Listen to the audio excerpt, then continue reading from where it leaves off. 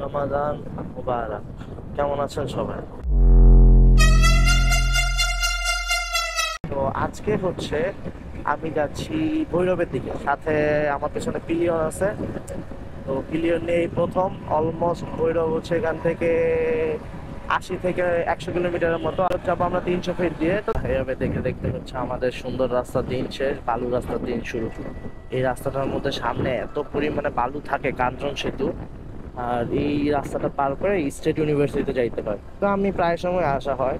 Normally গাড়ি নিয়ে আসলেই যেই পরিমাণ খারাপ অবস্থা হয়ে যায়, আজকে আমি এই প্রথম বাইক নিয়ে আসতেছি মানে এই ভাঙ্গা রাস্তাটাতে। ও আলহামদুলিল্লাহ, অন্যান্য দিন তো এই ব্রিজ থেকেই জ্যাম শুরু হয়ে যায়, বাট আজকে এই দিকটা মানে জ্যামটা শুরু হয়নি এখনো। এই যে দেখেন সামনে, আপনারা দেখতে পাচ্ছেন কিনা জানি না, বাট এত পরিমাণে বালু উড়ে এই রোডটাতে, আল্লাহ মাফ করো। এই সামনে যে কালো গাড়িটা দেখবেন, ওটা সাদা হয়ে গেছে। আমি যে ড্রেস পরছি, নর্মালি আমি ওই দিন ভার্সিটিতে গেছিলাম বাইক নিয়ে, আমি চালায়া, আমাদের ওইদিকেও বালু, বাট এত বালু না। এই যে ওই দিন আমি যখন ড্রেস পরে গেছি, তখন আমি দেখি কি আমার শার্টটা এত পরিমাণে ময়লা হয়েছে যে আমি আমার ফ্রেন্ডের গেঞ্জি পরতে বাধ্য হয়েছি, যে এইটা পরে কেমনে কি ক্লাস করবো বা কি আসবে বিষয়। তো নর্মাল স্বাভাবিক এইটাই হচ্ছে। ওই দেখ কি করে। যাই হোক, এই যে এই হচ্ছে সেই রাস্তাটা, প্রচন্ড পরিমাণে ভাঙ্গা। আর এরা হচ্ছে এখানকার মাফিয়া। আমি দেখছি এখান থেকে যত হচ্ছে ওই যে এয়ারপোর্টের গাড়িগুলো বেশিরভাগ এই রোডটা ইউজ করে, যেগুলো হচ্ছে কিশোরগঞ্জ, ব্রাহ্মণবাড়িয়া, সিলেট, ভৈরব, যেগুলো ভাড়া মারে টিপের গাড়িগুলো সবসময় এই রোড দিয়ে যাওয়া আসা করে। আর এই হিজড়াগুলো ওদেরকে এত পরিমাণে ডিস্টার্ব করে। বাট এই রাস্তাটার একটা ভালো জিনিস কি, এই রাস্তাটা হচ্ছে যে এই দিক দিয়ে মানে অনেক তাড়াতাড়ি কাজ করে ফেলতেছে ঠিক করার। লাস্ট টাইম যখন আসলাম তখন দেখলাম জাস্ট বালু ফেলা রাখছে, এখন আজকে দেখি অলরেডি মাসাল্লাহ ঢালাইও দিয়ে ফেলছে সেম ওই রোডে। ওই যে পানি টানি দেওয়া হইতে মানে রাস্তাটার কাজ অনেক তাড়াতাড়ি হয়ে গেছে। এটা কিন্তু হচ্ছে একটা বাইপাস। এই বাইপাস রোডে একটা খাসিয়াত কি, মানে এই রোডটা জ্যাম থাকে না, মানে কম জ্যাম থাকে, মানে রাস্তায় আর হচ্ছে নামার রাস্তাটা একটু জ্যাম থাকে, এছাড়া কোনো জ্যাম থাকেই না বলতে গেলে। তো আরেকটা খাস বাত হচ্ছে এই রাস্তাটা মানে অনেক ভালো, মেইন রোড থেকেও অনেক ভালো। ভিতরের রাস্তাটা হচ্ছে যেমন অনেক সুন্দর কার্পেটিং করা আছে, তারপর হচ্ছে রাস্তাটা একটু ফাঁকা ফাঁকা। আর হাইওয়েটাতে গেলেই দেখবেন হাইওয়েটা কেমন, ধুলাবালু নাই। এখন তো আমার কাছে একদমই অনেক ফ্রেশ লাগছে, একটা মাইন্ড রিফ্রেশমেন্ট ওলা এলাকা লাগতেছে, চারোদিকে গাছপালা। তারপর হচ্ছে রাস্তাটাও সুন্দর, কোনো উঁচু নিচু নাই, সমান রাস্তা। তো এইসব রাস্তাগুলো আসলে অন্য অন্য জায়গায় যেমন আমরা বাইপাস কেমন দেখি, বাইপাস হয় ভাঙ্গা, আরো খারাপ, আরো ধজভাঙ্গা টাইপের এরকম। বাট এই বাইপাসটা একদম পারফেক্ট, একদম সুন্দর একটা বাইপাস, মানে এটা ইউজ করার জন্য। আর এই রাস্তাটাতে রাতের বেলা ডাকাতিও হয় না, কারণ আমি পার্সোনালি রাতের 2টা বাজেও প্রাইভেট কার দিয়ে, রাত 2টা না সরি 5টার দিকেও প্রাইভেট কার দিয়ে ইউজ করছি, 12টার দিকেও প্রাইভেট কার দিয়ে ইউজ করছি। এইটারই সেম আরেকটা বাইপাস রাস্তা আছে ওই যে সামনে দিয়ে, ওইটা হচ্ছে আবার একটু ডাকাতের রিস্ক আছে, ওইটাতে রাতের 8টা 9টার পর থেকে ডাকাতের রিস্ক শুরু হয়ে যায়। মেন রোডে উঠে গেলাম। আর কাহিনী হইতেছে যে এখান থেকে মেবি আরো 50-60 কিলোমিটার। ওই যে নর্থ ইন্ডিয়া হচ্ছে 19 কিলোমিটার, তাহলে ওইটা 50 কিলোমিটারই হবে ফর শিওর। তো প্যারা নাই। এখন কাহিনী হচ্ছে আমার একটু তেল লাগবে, তেল নিয়ে নিতে পারলে আমি একদম সেফ। এই ছেলেটা হচ্ছে বাসের ভিতর থেকে সিট দিয়ে উপরে উঠে গেল, বুঝলাম না, মানে জানলা থেকে উপরে উঠলো কেমনি কি হচ্ছে। তেলের পাম্পটা পাইলাম, তো এখান থেকে তেলটা নিতেছি। আমার যা মনে হইলো তেলওয়ালারা হয়তো আমার চিনে, 100 টাকা 200 টাকা তেল নেয়, এই পোলা বুঝি 700 টাকা তেল ঢুকাইব। তো যাই হোক, বেটায় আমার 500 টাকা তেল দিছে। আমার না এই রাস্তাটা আসলে একটা অন্যরকম ভালো লাগা কাজ করে, কারণ হচ্ছে এই রাস্তাটা হচ্ছে না লাল পাহাড়, হচ্ছে পুরো সিলেটের মতো। এই যে চারপাশে হচ্ছে পাহাড়, এদিকেও পাহাড় এদিকেও পাহাড়।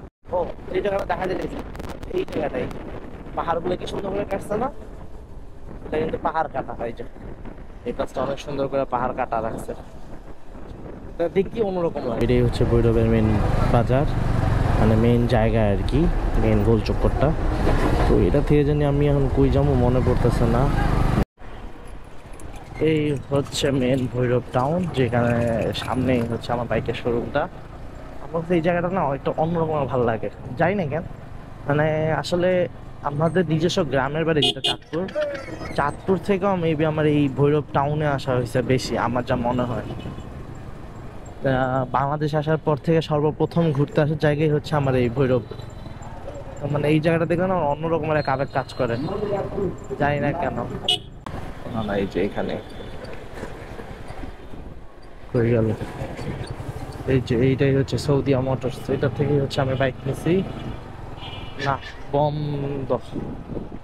তো আজকে যেহেতু বাজারের দিন মনে হয়, তো রাস্তাটা বন্ধ করে রাখছি, তো ভাবলাম বাইকটা এখানে পার্কিং করে আমি বাজারের দিকে যাই, দেখি কি অবস্থা। তো আসলে কাহিনীটা হইতেছে, এখন আমার যে কাজটা ছিল ভৈরবের, ওই কাজটা প্রায় শেষ। তো এখন আমি অলরেডি শোরুমে যে ভাইয়া আছে পরিচিত, ওনার সাথে কথা হইলো। উনি বলতেছে যে ভাই তুমি আসো, পরে দেখতেছি।